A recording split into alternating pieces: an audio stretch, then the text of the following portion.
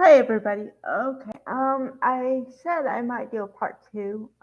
So this is probably going to be shorter than my usual trial videos, but I just wanted to do a slight recap of just day 17 because there was a lot to go over, and I did cover as much as possible, but I'm trying to keep my videos down to 9 or 10 minutes because I know that um, I I try to think of myself as a viewer too, and I wouldn't want to watch something that's 20 minutes if it doesn't have a lot of good content. So I'm trying to keep to where they have a lot of useful content all throughout the video. Okay, so day 17 was interesting because we had come back from a day off, so you kind of hope for fireworks or something because the extended time. And plus, I had mentioned that just so happened to have a very awkward time with the last witness, which was the Jennifer McCabe. And then I was like, oh. And then they took a day off, and I'm like, oh, okay, why? It turns out to not be anything. Just it happened to be a Canadian holiday, but I put more weight into it than it should have been. But okay. So the next witness was uh Brian Higgins. Um, and I already described him, so I'm not gonna go through that. But I don't know. I rewatched some of the testimony from the day 17, the very beginning.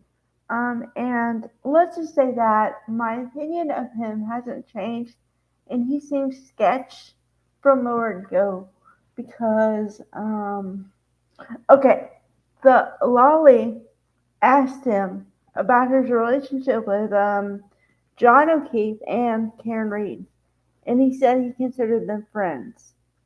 So, okay, I have a question for my audience. If you're friends with a couple, would it be okay? And I'm kind of being facetious with this question because I hope the answer is no. But would it be okay if a guy is friends with a couple and the guy hits on the other man's girlfriend? Would that be okay? Because in my book, I would say no. The only caveat to that would be if you know or if you've had conversations with the guy, if the relationship is not working out, and if you kind of know, because I know how, okay, I don't know exactly how guys talk when guys are alone. However, I do know that sometimes the conversation comes up of how's your relationship with, like, okay, John, how's your relationship with Karen? Oh, well, man, it's okay, but it's not going so good. And I don't know. I don't think it's going to last, but, we'll see. That kind of thing. Or if it's going good, oh, yeah, it's great. It's never been better. Yada, yada, yada. So I think that does happen. So what I'm saying is, you don't go fishing for the information. But if somehow you're presented with the information that the relationship is not working, then it might be okay after the breakup, after, to talk to the girlfriend.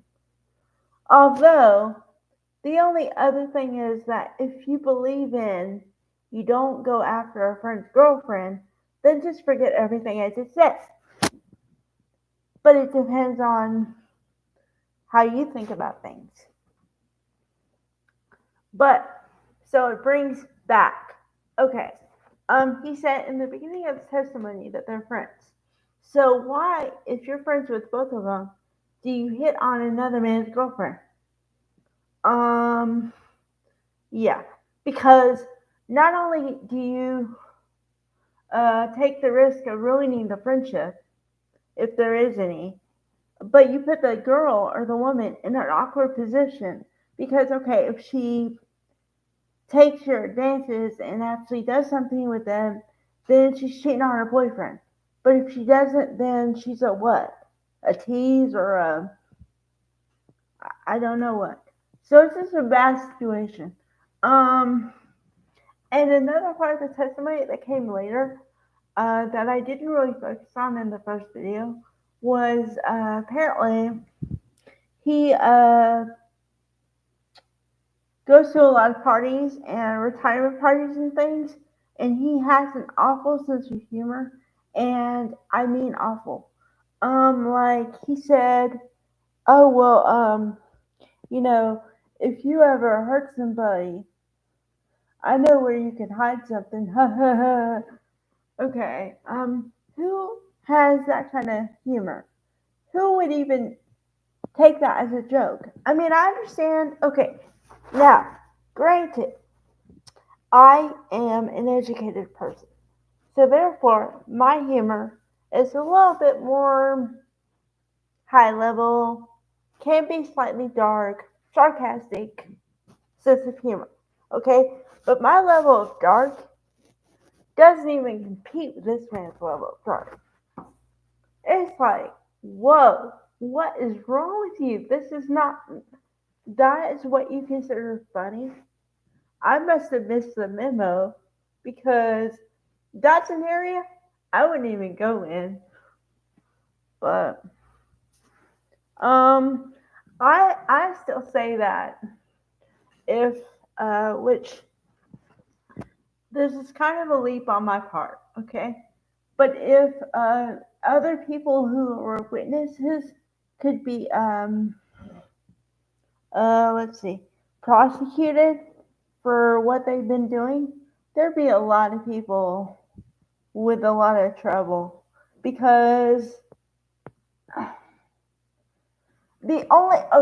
put it this way.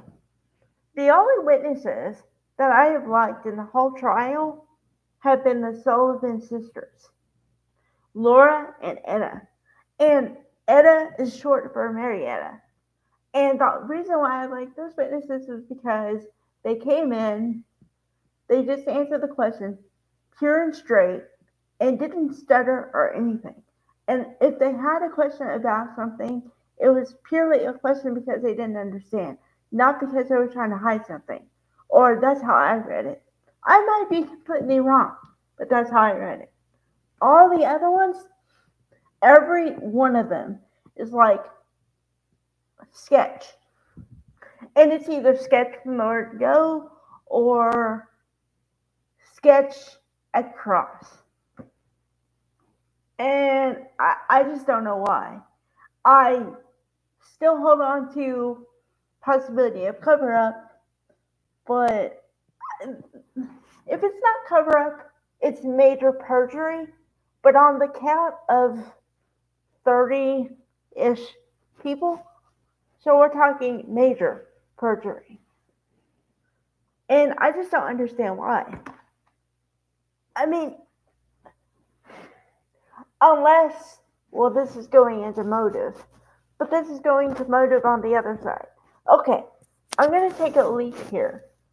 And please follow me and understand that it's just my opinion, and I understand it's a leap. Okay, now, remember on Friday, I said that it could be taken as the townies versus the outsiders. And Karen and John were outsiders to an extent because everybody thought he was a little too grumpy and a little too, like, I don't know. I'd say slightly meticulous about his belongings and stuff. I talked about this, okay?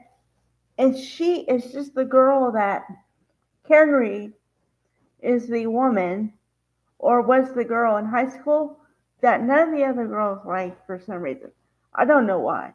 There was even that girl, the last girl after McCabe, who said, "Oh, yeah, I didn't like her. There was no reason. I don't know, we just never got along. And when they said, okay, were you friends? Well, no, I wouldn't say that. I'd say we're acquaintances more than friends, but you know. Um, and also, ooh, that Jennifer McCabe, she's like, oh, her name is Carrie. Um, yeah. Once Carrie gets talking, she just talks and talks and talks. It's just Carrie. And I said this before too. With friends like that, who needs enemies, man? Wow. But Brian Higgins is a completely different animal here. Um, okay, now also some more tidbits that I didn't find out until later. Okay, he was in the military of some sort, and then he's at ATF, which I talked about that part. Okay, but when you've been in the service of any kind of rank or anything, you're very observant about your surroundings. And this guy is the least observant person I've ever seen. It just doesn't add up. It does not add up. I think that he knows more than he's willing to say, number one. And number two, he's way more involved than he's willing to say. Because, okay, the thing about the cars, he apparently parked 4 cars at the Sally port, and he moved them and moved them again at 1:30 in the morning. Okay, so you're off duty and you're moving cars at 1:30 in the morning in blizzard-like conditions, if you believe that. Okay, so then my mind goes to why. And I haven't got a straight answer for that. I think I got his answer what he would like jurors to believe, but I don't know if it's the truth. But all I'm saying is his whole persona, his whole like the way he carries himself, everything is just sketch. Oh, and there was one moment when he was like really quiet at first, and then when they started pressing him on certain things, his voice got louder and louder. And I'm saying you could hear it because when he was loping along, it was just like normal voice, normal voice. It's like, okay, take me. I know I I know I might have a little bit louder, whatever. Okay, but take me and like this is my normal level. Imagine me screaming. That's how his voice changed. He went from like okay to like yeah, all in the matter of 1 or 2 minutes flat. I heard it myself. It's just like what's this about? So see what I'm saying? The whole thing sketchy, sketchy. So, but sadly, of course, we won't have trial on Monday, so I'll have to wait until Tuesday. But don't worry, I'll be here. Okay, bye guys.